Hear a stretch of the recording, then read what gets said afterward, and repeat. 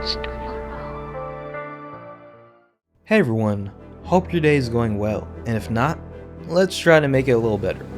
It's me, Kainty, and I got another What in the World video for you. Here we take a look at a game's unique world and get to know it a bit more. Today we're exploring the world of No, I'm Not a Human. It may not be the most well known of games, but it's dang interesting. And I know, I might be a tad premature as the game has yet to fully release, but I've been looking forward to this one and finally finished the demo.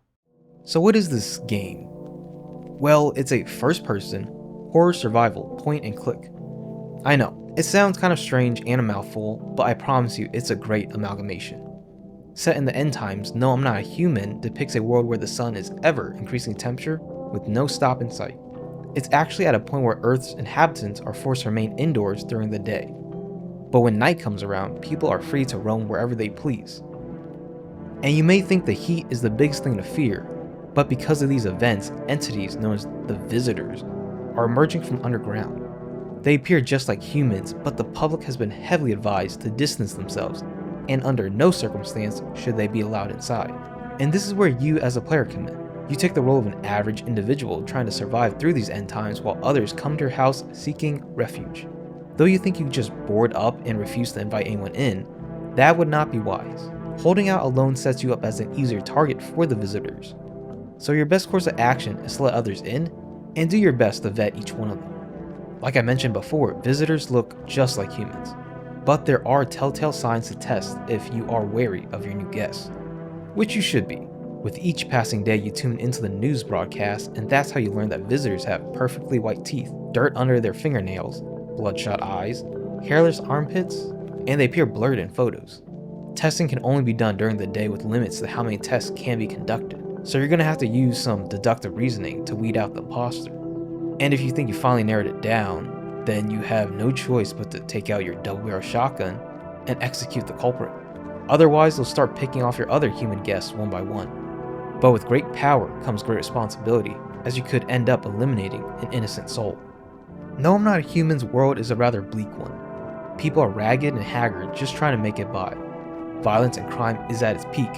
Paranoia is everywhere and people don't know what to fear more, the blazing heat of the sun, or what the Visitors will do to them. This sense of dread is then even more compounded by the game's aesthetic use of analog horror.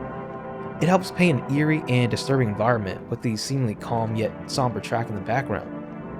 All in all, there is a chilling sadness to the world. Kids and teens try to cope with the reality of what's happening by casually hanging out and playing games at night. Citizens are restless with the encroaching danger all around them. The government has sent people in hazmat suits known as FEMA, the Federal Emergency Management Agency, to contain certain areas and even pick up random individuals for testing. And all this is happening as foreign entities are rising from beneath the earth, toying with people's trust. It's all very The Thing meets It Comes at Night if you watch those films. The game's world raises so many questions. What has caused the sun's temperature to rise so significantly? How does this correlate to the emergence of the Visitors? Are the Visitors' agenda to simply cause havoc on the surface? Or do they have a deeper agenda we're yet aware of? And more terrifyingly, what exactly are they? No, I'm Not a Human is a game built on choice and consequence, cause and effect. What you choose will have lasting and possibly devastating results in your household. Will you be a benevolent host and welcome all in these desperate times?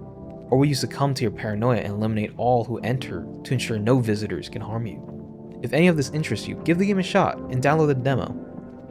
Or wait for the game's full release and go in fresh. It's your choice.